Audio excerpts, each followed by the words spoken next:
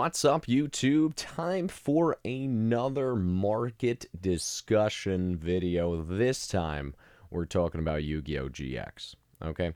The GX era, an era that I've felt for many, many years, has probably been one of the most underrated eras in all of Yu-Gi-Oh! For sure.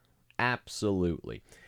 In the last year, we have seen original OG Yu-Gi-Oh! Cards absolutely skyrocket.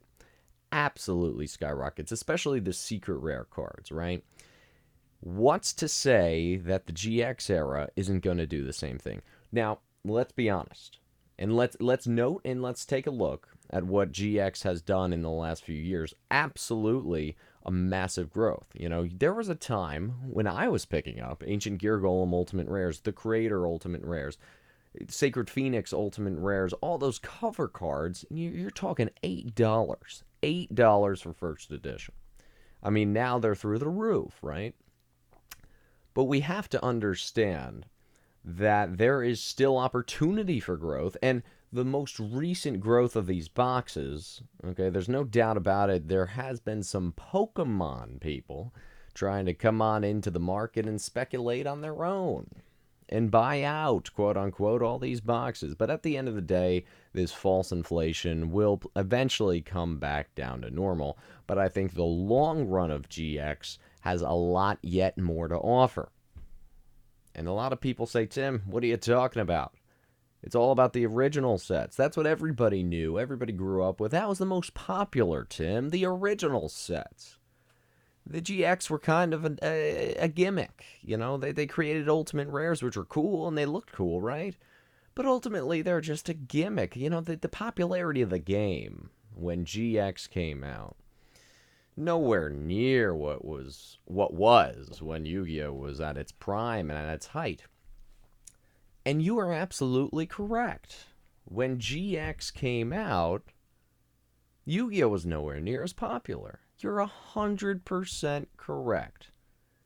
And so what I'm saying here is there is a decent possibility, and not more of a probability, that the production numbers as a result of this are much lower. Now, yeah, of course you can go on eBay and you'll see, oh, there's plenty of elemental energies out there and cybernetic revolutions and strike and neos compared to that of Blue Eyes, White Dragon, and Metal Raiders and whatnot. But how long is that going to be the case, folks? How long are you going to be able to go on eBay and see some GX boxes for sale? Granted, you know, Rise of Destiny, a crap set. That stuff has hit its peak, in my opinion. Enemy of Justice. I mean, that should not be hitting what it's hitting. Absolutely not. The big ones, in my opinion, are the Elemental Energies, the Cybernetic Revolutions. Aside from that, you know, the Lost Millennium can take it or leave it. Gladiator's Assault, there's some value, but keep in mind there's a ton of blisters out there. I mean, just absolutely huge amounts of blisters out there. You know, Strike and Neos, again, kind of like Lost Millennium, can take it or leave it. Kind of a little bit better set. When you look at Light of Destruction, Phantom Darkness, forget about it. Those sets, my goodness. My goodness. Now, again, we're trying to keep on the whole GX era discussion here, but whoa, those cards. Whew, watch out. Anyways, going back to the GX era sets, you know, the demand just isn't what it is for the five or you know, the original sets. It's just not what it is. And you're right. The demand for GX will never be what the demand is for the original sets. But does that mean that there's no growth potential or opportunity for an increase? Absolutely not. Absolutely not. Especially when you factor in that any GX Ultimate Rare is insanely much harder to pull than that of any card in the original sets. You can compare that to even any ultra rare, any secret rare from the original Yu-Gi-Oh! Sets. The odds of pulling an ultimate rare card that you are looking for in a GX box obliterates the odds of pulling a card you're looking for in any of the original sets. So what we have to note here is that the strict ideology is that it is much more, it's much harder to pull a GX Ultimate Rare that you're looking for, especially a cover card. And do I think that some of these random GX Ultimate Rares are going to be big money on the market? Absolutely not. I think the lasting impression of GX is going to be sealed product and also cover cards. I think cover cards are great. Everybody loves cover cards. There's no one that doesn't love a cover card.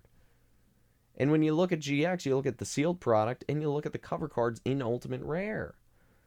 I mean, I feel like the other Ultimate Rares in the set, the ones that were just kind of random traps, spell cards especially, I don't think they're ever really going to take off in price. If anything, they've already have in the last few years, right? I don't see them really taking off in price. But I certainly see the iconic cards, the Cyber End Dragons, the Shining Flare Wingmans, the Ancient Gear Golems, everything out there I see going up in price. And the cover cards. I really do. You know, even Flaming Eternity boxes. We're hitting 200 to 300 a box. So how many more Sacred Phoenixes are going to be out there, folks? Right? I mean, who's gonna open a box of Flaming Eternity for $200 to $300? Nobody is. Nobody. And yet, when you see prices on the original sets going for thousands of dollars, and then when you look at the Ultimate Rares from the GX era just going for a few hundred, you look at the relative cost of these things, and you say, okay, so you're saying for one LOB Red Eyes Black Dragon, for a Blue Eyes White Dragon, I could get every cover card in GX, Ultimate Rare, PSA 10? It's a decent bet. That's a decent bet. Where are you going to see more growth? I'd say that diversity in having all of those cover cards. I do.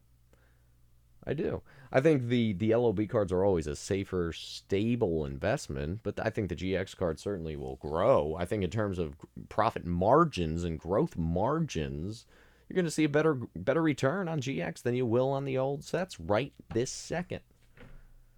You know? And again, I understand. Pokemon collectors swooned and bought up, quote unquote, a lot of these GX boxes. And that whole artificial scarcity nonsense will probably level off and come down a bit. But I think in the long run, you're going to see some big-time numbers come out for these Ultimate Rares cover cards, as well as the sealed product in general. I think you will. Because let's be honest, guys. The original sets took off. The people who played and witnessed GX were probably a little bit younger for the most part. Obviously, there were some that played from the beginning, but the people who really got into it at the GX era, probably a little bit younger. And those people getting a little bit older, getting more stable jobs, having more disposable income to put into these boxes and cards. So now what these people were growing up with, aka the GX era being their first original sets, now all of a sudden you get these guys involved. And now it opens up a whole new opportunity, you know?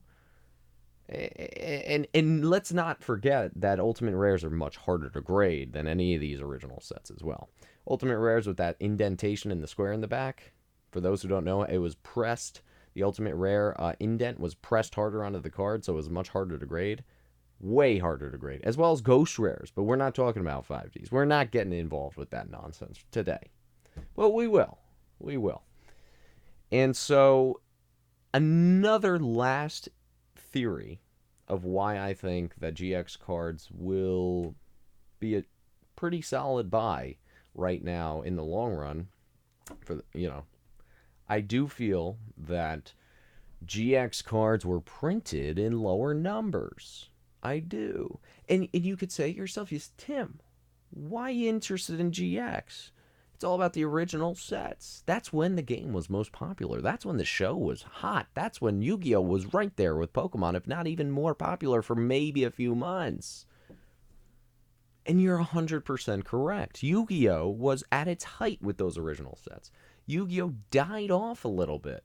It really, really did. And so as a result, Konami said, we can't be printing the same numbers that we did with these original sets in the GX era because we'll be stuck with so much inventory. So let's, pump the presses on the original stuff Comparatively, let's slow the presses on the GX stuff, because simply put, Yu-Gi-Oh! Right now is in a decline. And that's what they probably did. And again, you'll look on eBay and you'll say, well, there's still quantity on eBay.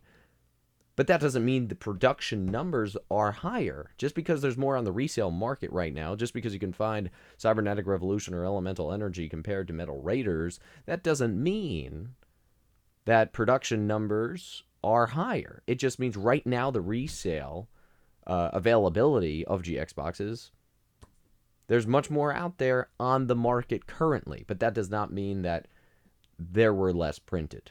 And I think that overall there were less printed. There were a lot less GX boxes printed than there were of the original sets, because Yu-Gi-Oh! Wasn't what it was. Yu-Gi-Oh! Was declining at that point. It really was.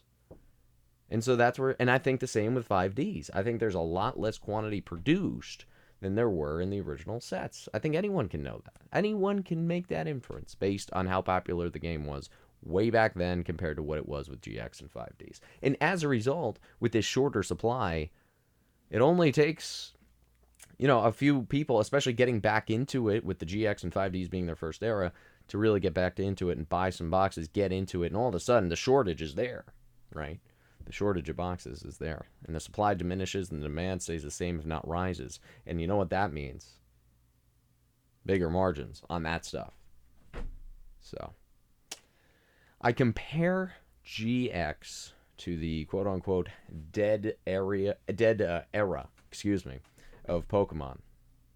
The Aquapolis, the Sky Ridge, the stuff that the EX cards, when people kind of lost interest in Pokemon for a little while. The base set, the jungle, the fossil, those are the big mass-produced sets. And then when people lost interest, I feel like they did produce less of that stuff. Pokemon did. And so I think the same kind of thing happens here with Yu-Gi-Oh! I think Yu-Gi-Oh! Konami Upper Deck decided let's stop the presses a little bit and produce less of this stuff. And I think as a result, with a higher rarity and a bigger chase card, aka the Ultimate Rares, that results in higher potential. And right now, the prices we're seeing for GX cards compared to the original sets, not even close. Not even close. Am I saying that GX is going to be original set number? No. GX is never going to be LOB. It's, never going to be those high-end dollar cards. But I think there's a big niche and enough of a demand to really have a lot of potential in this market for GX. Until next time, Yu-Gi-Oh! Tube signing out. What do you think about GX? You think the same? Do you think, even though it has gone up, do you think there is more potential for GX? Let me know in the comment section. Interested, as always, in reading those comments. Until next time, Yu-Gi-Oh! Tube signing out.